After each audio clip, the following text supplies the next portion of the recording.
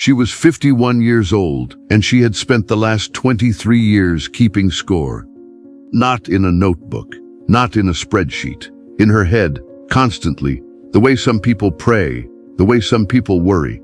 She was always measuring, always adding up what she had against what she thought she was supposed to have by now, and the number never came out right.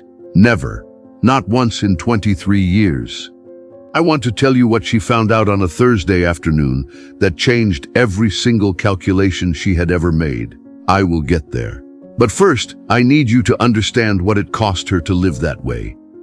Because maybe you do it too. Maybe you're doing it right now. You look at another woman at church and think, she seems stable, she seems ahead, she seems like she has things figured out. And then you come home and look at your own life and something tightens in your chest. And you can't name it exactly, but it feels like falling behind, like being late to something you were never told about, like everyone got a map and yours never arrived. That feeling has a name, and it is costing you more than any bill you have ever paid. Stay with me. Dorothy Reeves worked the front desk of a small insurance office on a 2-lane road in a town outside Savannah, Georgia. Population 8,000, one stoplight, one diner, a Dollar General, and a pharmacy that had been on the same corner since 1972. She had worked that desk for 16 years. She answered the phone, filed the papers, made the appointments, kept the office running the way a river keeps a valley green, steadily, and without anyone thinking too hard about how it happens. Her boss, a woman named Cheryl, who was 5 years younger than Dorothy and who wore blazers on Mondays, called her the backbone of this place twice a year, at Christmas and at performance review time. She got a 3% raise every 18 months or so, which kept pace with just about nothing. Dorothy was a medium-height woman with natural hair she wore in a low bun and a habit of wetting her lips before she picked up the phone every single time, as if she were about to say something important, which mostly she was not. Mostly it was hold for one moment, please, and let me check that for you, and I'll have her call you right back. She wore reading glasses she had bought at the rotating rack at the pharmacy for $8.49. The right arm was bent, slightly, from the time she had set them down on the chair cushion and sat on them before she noticed. They sat crooked on her face, tilted just enough that you'd notice if you were looking, and she knew it, and she had been meaning to get them straightened or replaced for almost 2 years, and somehow there was always something else. She had a 17-year-old son, Marcus, who was in his last year of high school and who needed things that teenagers need. Shoes, a graphing calculator, a physical exam for the baseball team, a haircut that cost more than she thought haircuts should cost.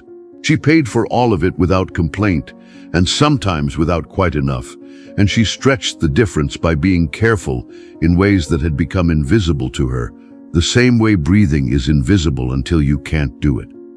She rented a 2-bedroom house on Pell Street, a neat house with a screen door that had a small rip at the bottom she had taped with clear packing tape. She had a savings account with $1,400 in it. She had a retirement account at work that she contributed 3% to, because that was what the paperwork had defaulted to when she started, and she had never changed it. And in her bedside table, in the drawer beneath her phone charger, and a small bottle of lotion, and the book she had been reading for 8 months, because she never had the energy to open it past 9 at night, there was a folded piece of yellow legal paper. She had written on it herself, in pencil, 3 columns, her age at the time, what she had saved, what she thought she should have saved by that age. She updated it every birthday. She had been doing this since she was 28 years old. The 3rd column, the should have column, came from things she had read online, from things her mother had said, from something an old boyfriend had once told her about retirement math, from an article a coworker had printed and left in the break room 6 years ago. Nobody had ever told Dorothy what the number should actually be. She had assembled it the way you assemble something without instructions, confidently and wrong. The paper was soft from being folded and unfolded. The pencil columns were smudged in places, On her 51st birthday, she had opened it, looked at the gap between column 2 and column 3, pressed her lips together, and put it away without updating it for the first time in 23 years. She did not know what that meant. It frightened her in a way she could not explain. The comparison had always been there, but it got louder after Sandra arrived. Sandra had started at the insurance office 4 years ago, a year after her divorce, 2 years younger than Dorothy, with a brightness about her that felt, to Dorothy, like a kind of accusation. Sandra had bought a house. Sandra had a Roth IRA. Sandra talked about her financial advisor, the way some people talk about their doctor, casually, as though everyone had one. She brought lunches in glass containers and mentioned, once, that she had just finished paying off her car and was going to redirect that payment into savings, as if this were a simple thing, as if it were the kind of thing people just did. Dorothy had listened to that sentence 3 times in her head that afternoon. Sandra was not unkind, that was the thing. She was actually quite generous and genuinely warm. But something about her presence in the office, in the break room, at the desk 12 feet away from Dorothy's, made Dorothy feel as though she were standing on one side of a glass wall, looking at a life she was supposed to have but couldn't find the door to.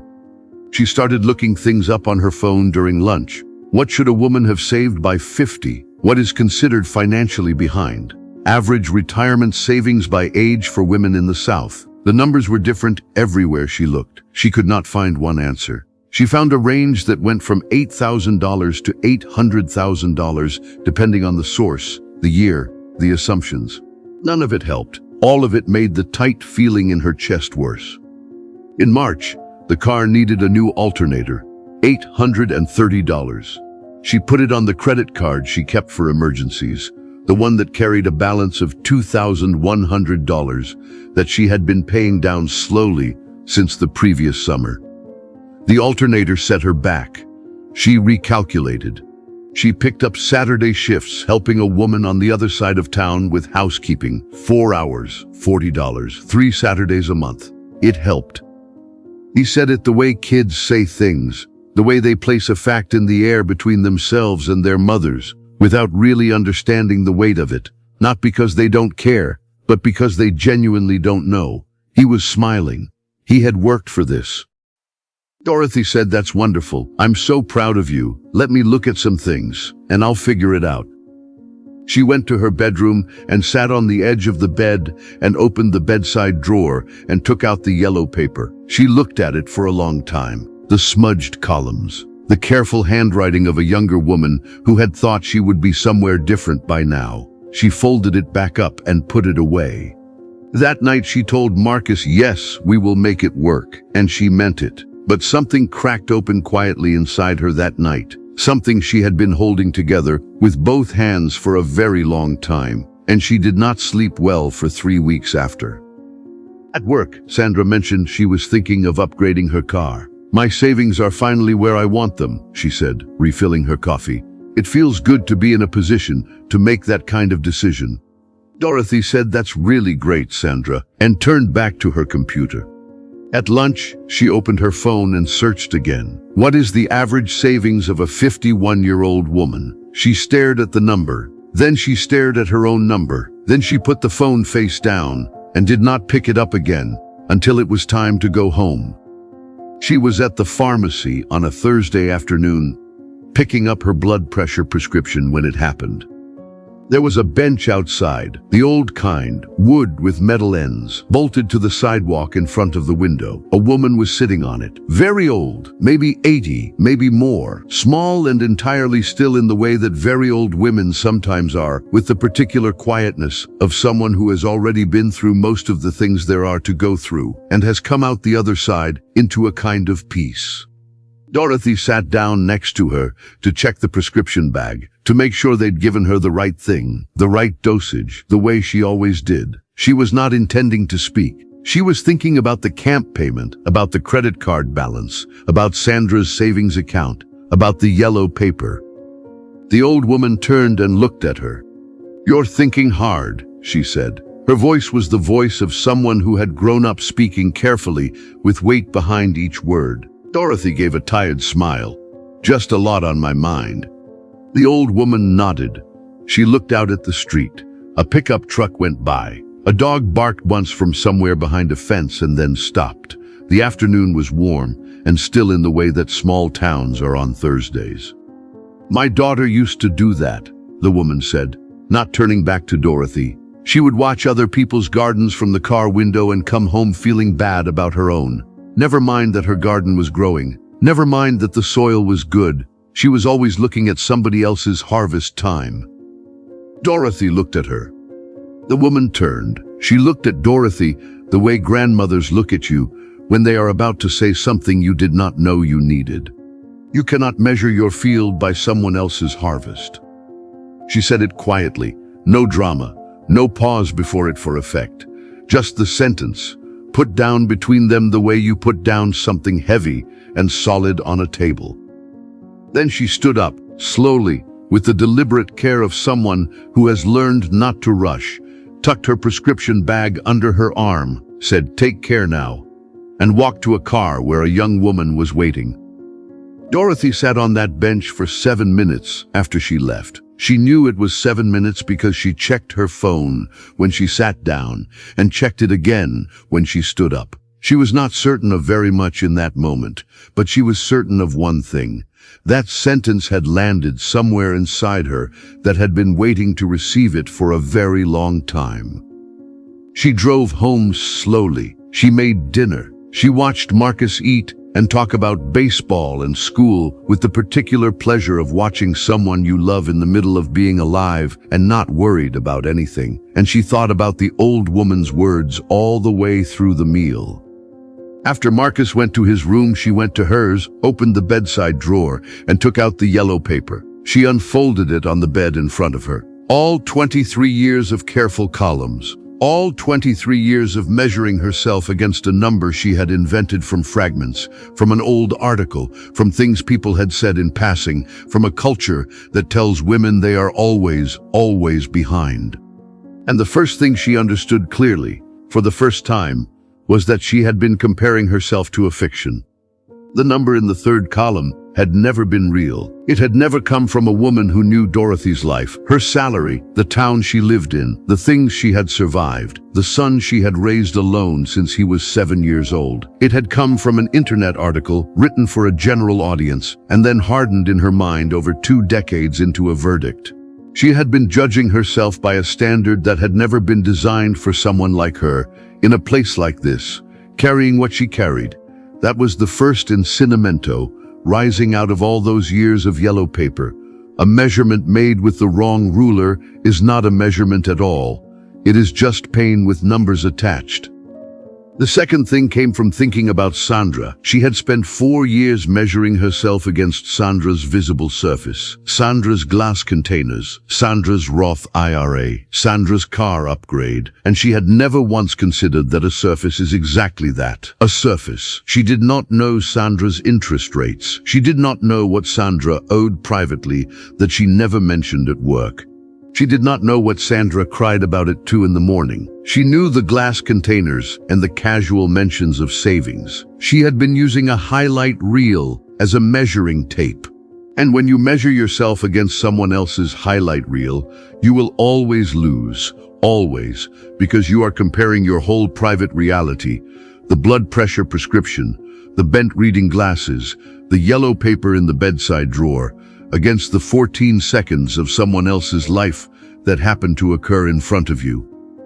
The third incinamento came harder, from a place she had been avoiding. She had put $1,400 in savings and told herself it was not enough, and she had never once stopped to ask, enough for what, exactly?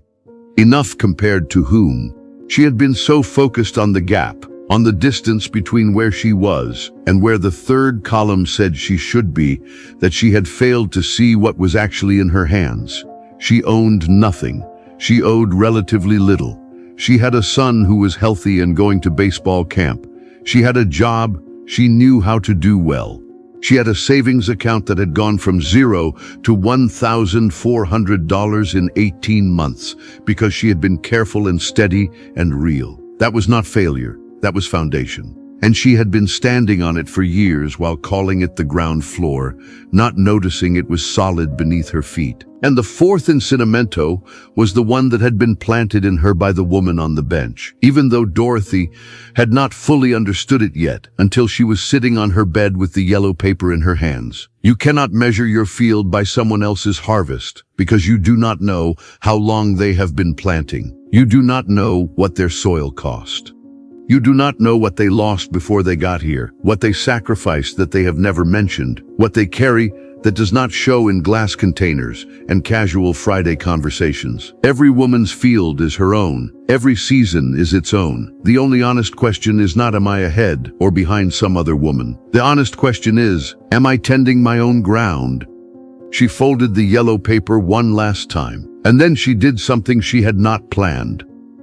She walked to the kitchen and dropped it in the trash.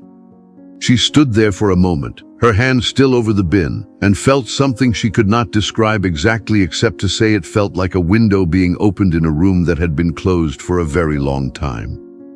She did not become a different person overnight. That is not how it works, and anyone who tells you otherwise is selling something.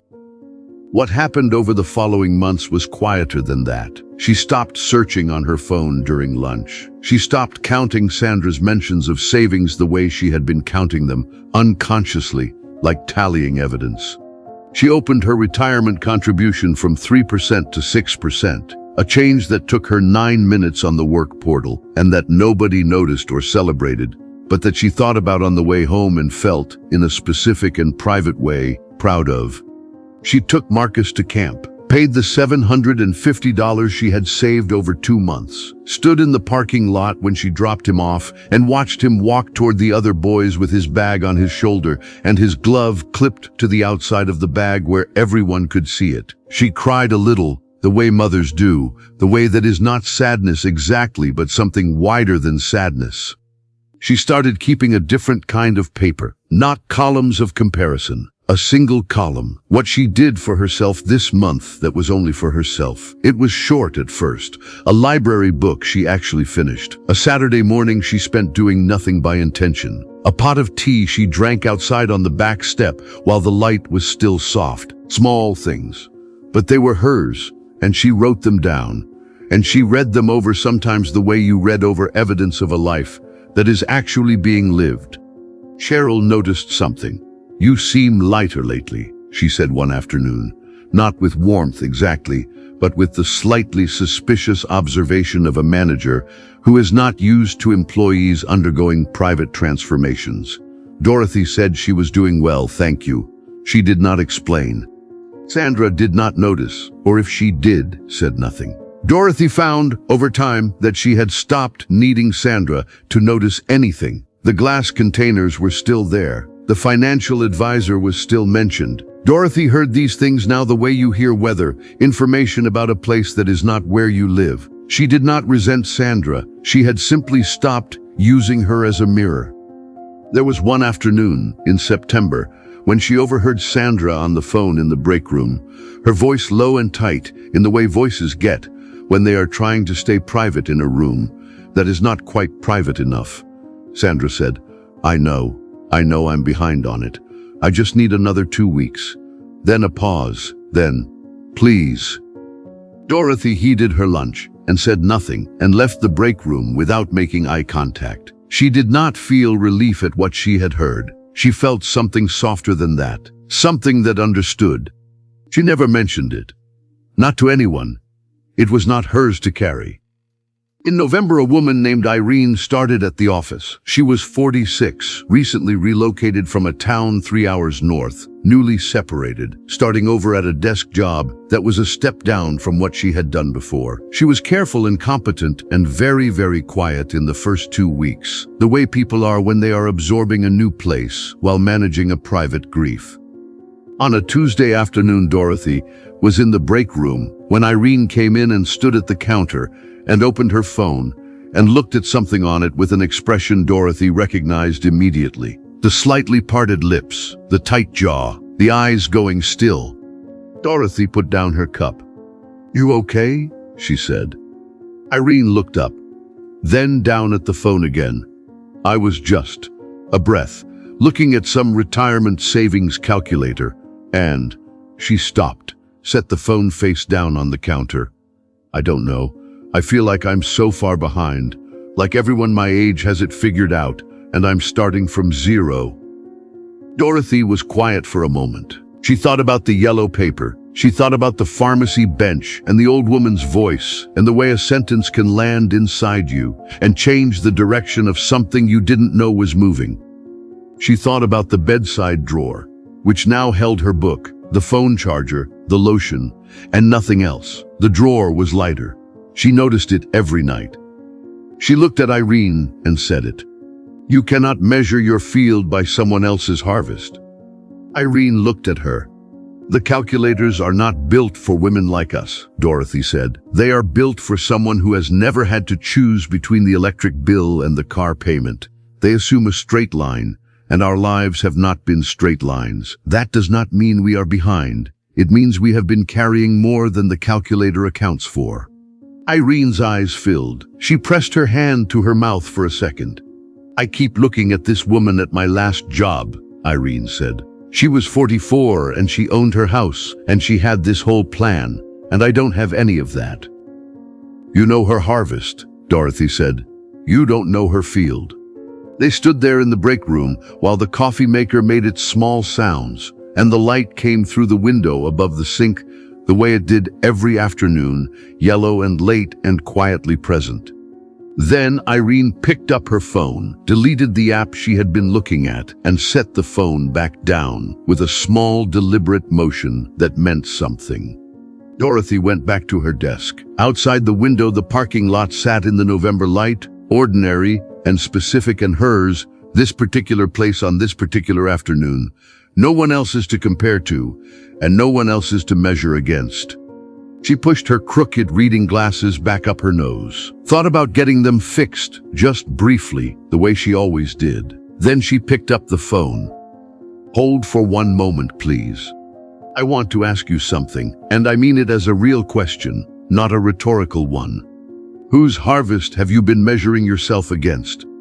Whose highlight reel have you been using as a mirror? A woman at your job, a sister, a friend from church, someone you follow online who always seems to be doing just a little better, saving a little more, arriving a little further ahead. And when you finish measuring, how do you feel? Because I think you already know the answer to that. You have been tending your own field this whole time, through the alternator and the credit card and the child who needed something and the job that did not pay enough and the savings account that grew slowly but grew. Through all of it, your field is yours, the soil is yours, the season is yours, and no calculator built by someone who does not know your life gets to tell you whether you are on time. You are not behind. You are human, and there is a very large difference.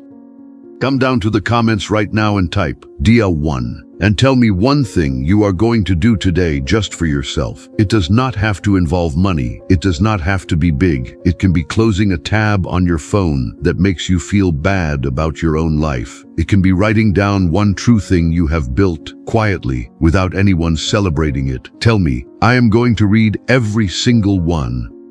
And if this story found something real in you, please share it. Send it to the woman in your life who is measuring herself against someone else's garden and coming up short every time. She needs to hear this. She has been working hard in soil no one ever sees. I will see you in the next one. Take care of your field. It is already growing.